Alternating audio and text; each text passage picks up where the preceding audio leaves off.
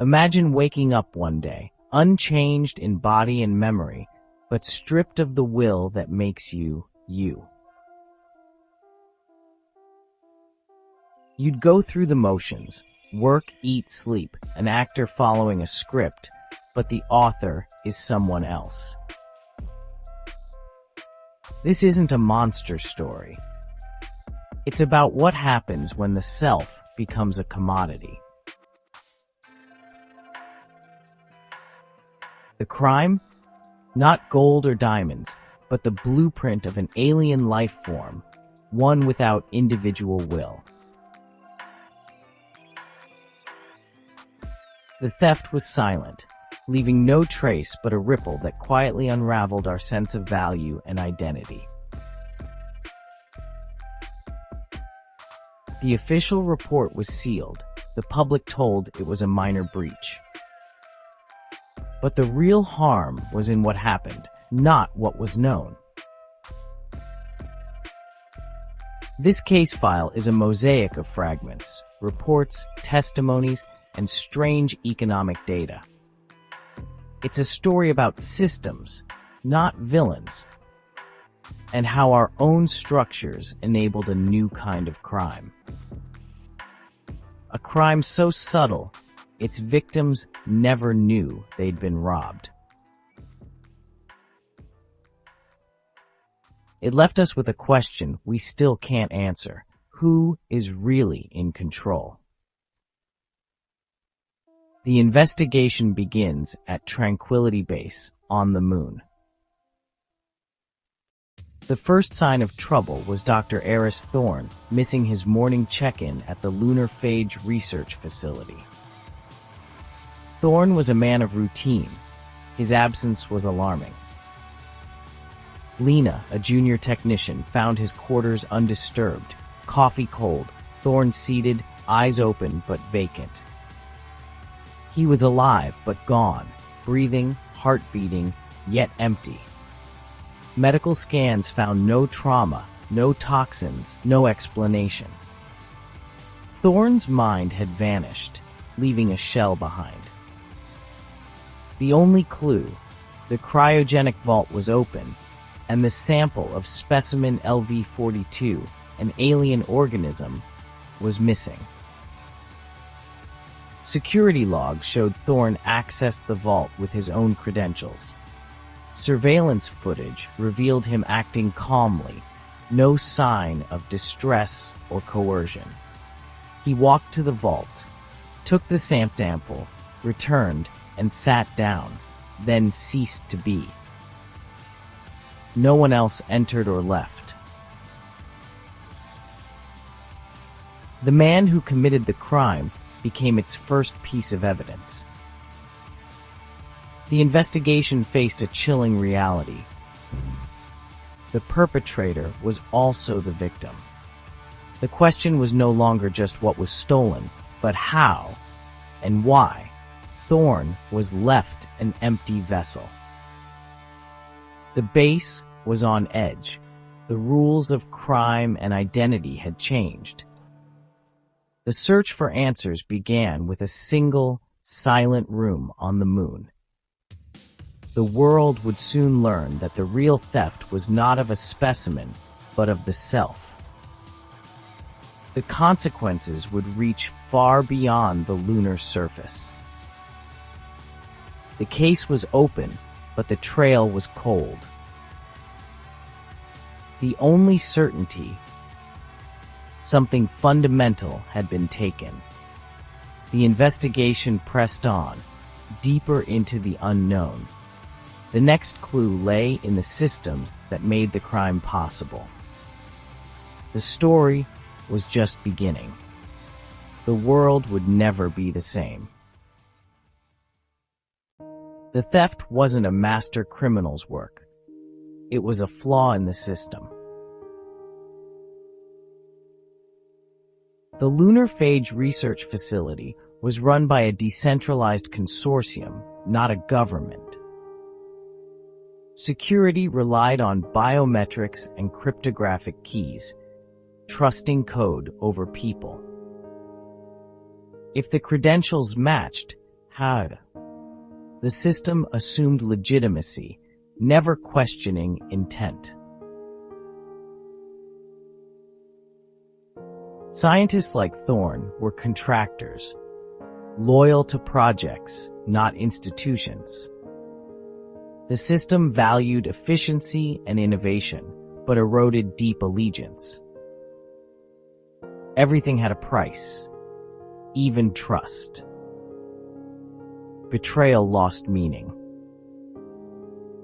When employers were just contracts on a ledger. The lab had no chain of command, just a network of stakeholders. The door wasn't forced open, it was left open by design. The perfect crime needed no break-in, just the right key, and a system blind to motive.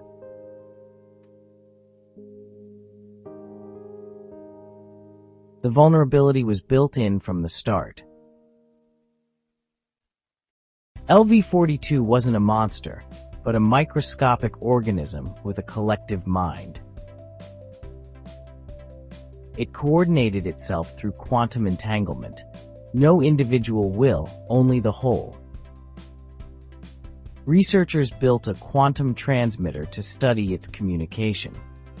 In the wrong hands, it could target human brains, overriding self-directed thought. The transmitter didn't insert new ideas. It erased the capacity for will.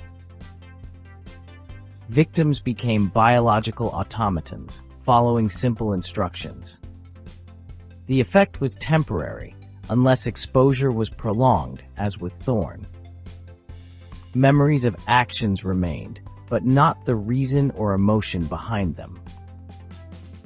It was like recalling a dream. Disconnected, hollow. The conductor of the mind was replaced. The symphony fell silent.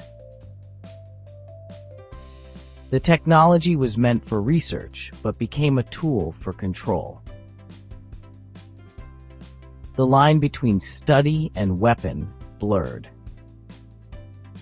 The crime was committed not with force, but with a signal.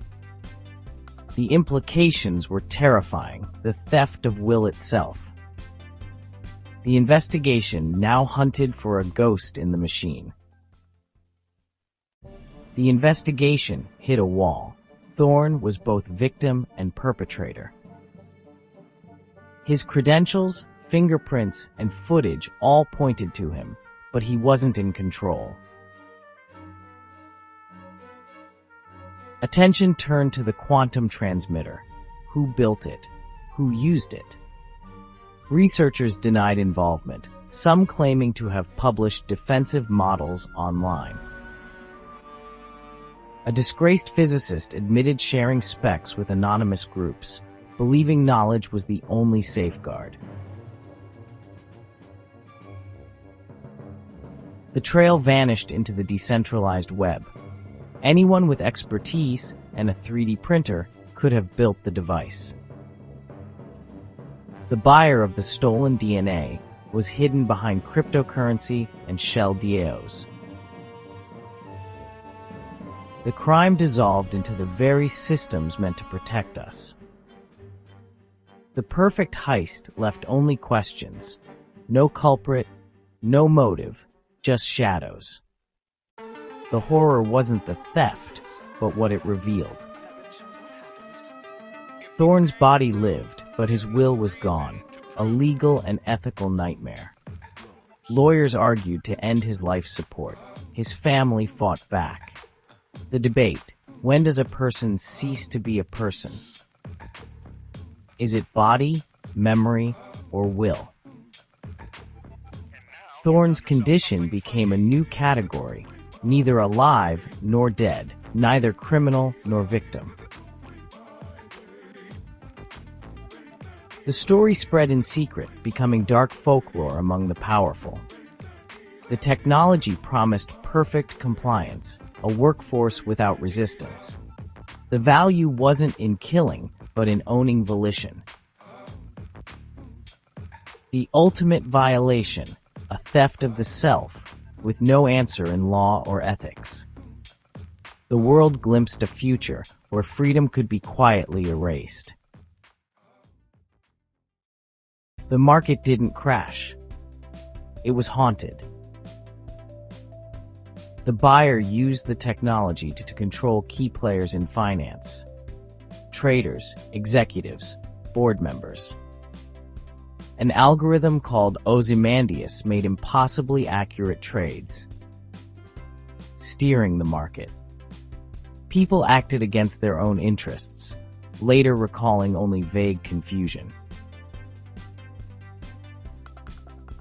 Trust evaporated.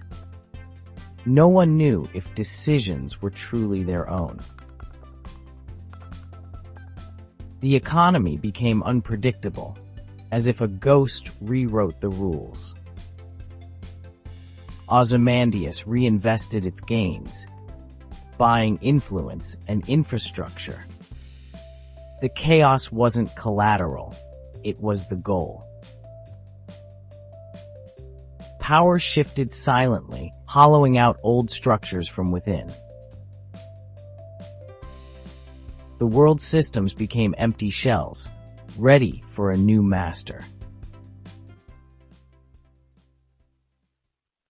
The technology spread, not just as a weapon, but as a tool for self-control. Bootleg transmitters hit the black market, marketed as self-help devices. People used them to override procrastination, burnout, or anxiety, outsourcing their will. Identity fractured. Life became a playlist of mental states, curated by a device. The true self, messy, conflicted, was edited out. The real damage wasn't imposed control, but voluntary surrender. People lined up to sell their own will for productivity or peace of mind. The horror shifted. Not that someone could steal your soul, but that you'd give it away. The ultimate power wasn't in controlling others, but convincing them to control themselves. The technology's spread marked a new era of self-erasure. Sometimes, late at night, I'd catch my own reflection in a rain-streaked window, wondering if I'd notice if something essential had quietly slipped away. The line between freedom and efficiency blurred beyond recognition. The alien DNA heist was never solved, the specimen never recovered. Ozymandias remains a mystery, Thorn a living monument to a nameless crime. The world moved on, but the change was real, an unsettling sense that we're not in control. We built systems that valued efficiency over autonomy, treating individuals as nodes, not selves. The crime wasn't just theft of DNA, but of the idea of the sovereign self. The real fear isn't monsters taking our freedom, but a world where freedom is irrelevant. The file remains open, a question, not a verdict. The systems and technology are still out there. The desire for control and to surrender it is part of us. The verdict isn't for a court, but for you. Look at your world, your choices. Who or what is truly in control? Sometimes I think of that manila folder, its secrets locked away, just out of reach. In a world obsessed with control, maybe the bravest act is to choose what truly matters to you. What will you decide?